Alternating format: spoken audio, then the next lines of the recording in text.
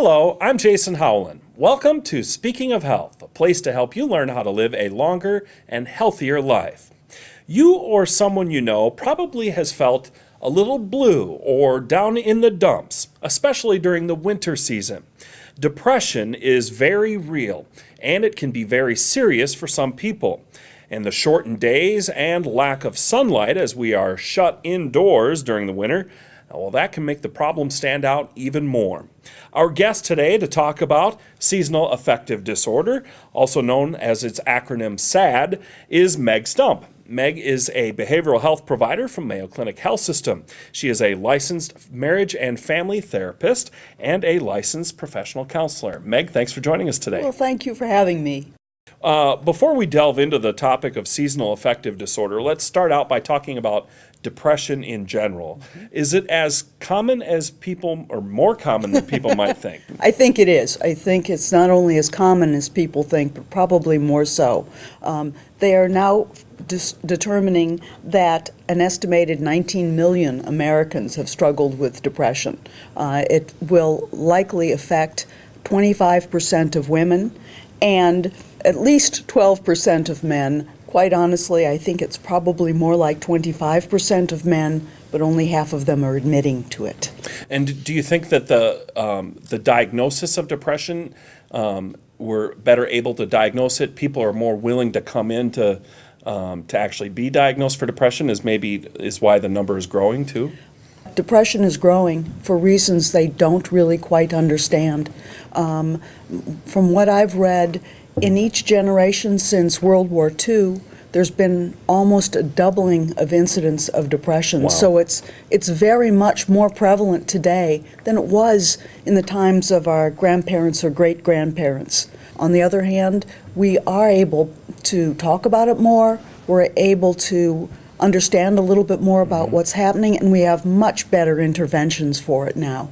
So what are some of the common signs of depression? The most common signal for depression is a sense of feeling sad or irritable. But right up there among that is a loss of pleasure. And it's almost a sense of loss of joy in things that used to be really enjoyable to a person, which will strike them as very strange, as though there's been a great loss. Also, changes in sleep. For some people, they are sleeping more. For many, though, they find that they're not sleeping as well. They're waking several times. Very often, if they're not feeling well, then there'll be worried thoughts as well that sort of sneak in the middle of the night.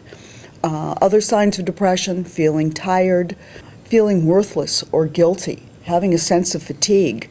There's a sense of withdrawal, so that people as they become more irritable and sad, they're less likely to be involved with other people.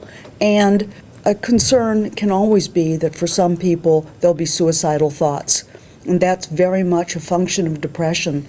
That comes with it, like a fever comes with the flu.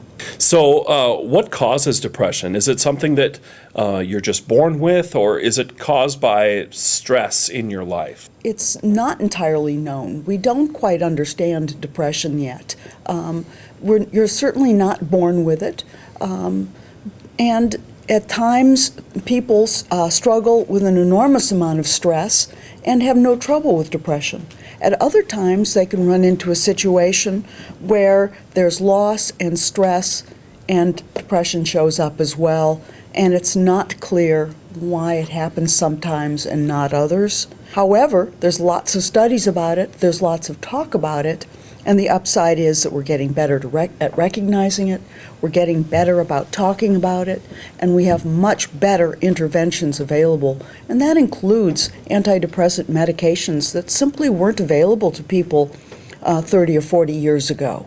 Let's go on to seasonal affective disorder, what we talked about at the top of the show. Is that a form of depression?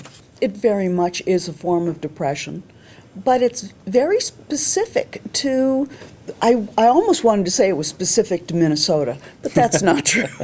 But it's specific to a certain pattern that comes about when light begins to diminish for some people.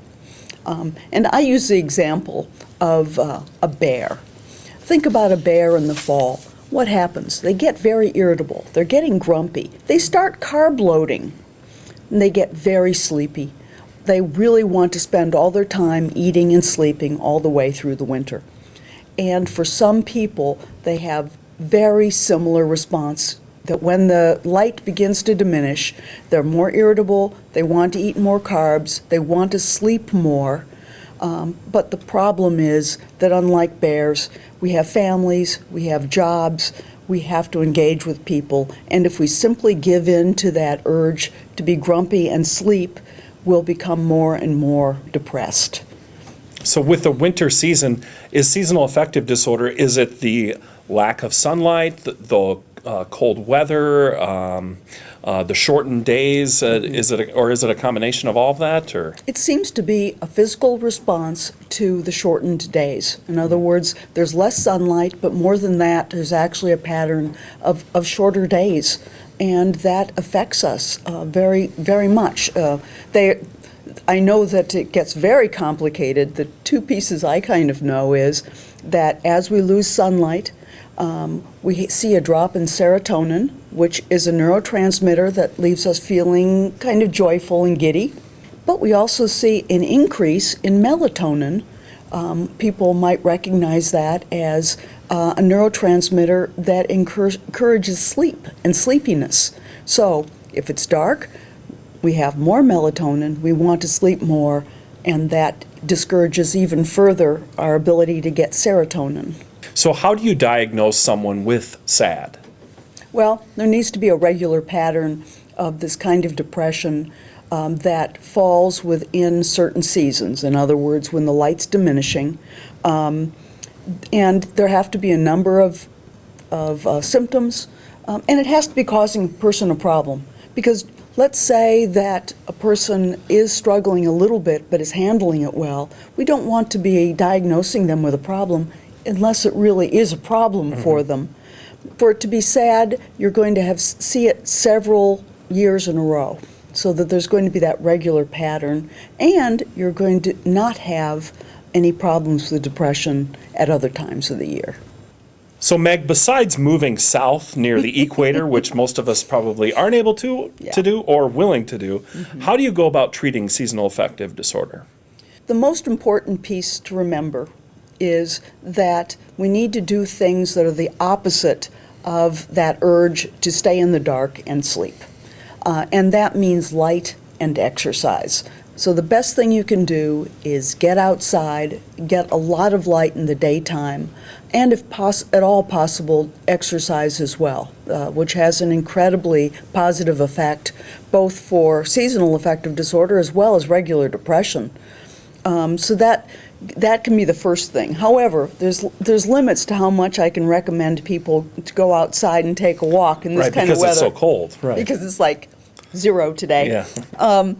And therefore, you might also look at light therapy boxes, which are becoming much more available and reasonably priced, that can work to actually extend our body's perception of the length of the day, which becomes like moving toward the equator. So explain these light therapy boxes to me. So I've never heard of this before. What is a light therapy box? Okay. It is a full spectrum light that is put inside of a clear or translucent plastic box, so that rather than shining on something like a regular light would shine on a table, it's intended to shine on the person and therefore create that effect of having a longer day.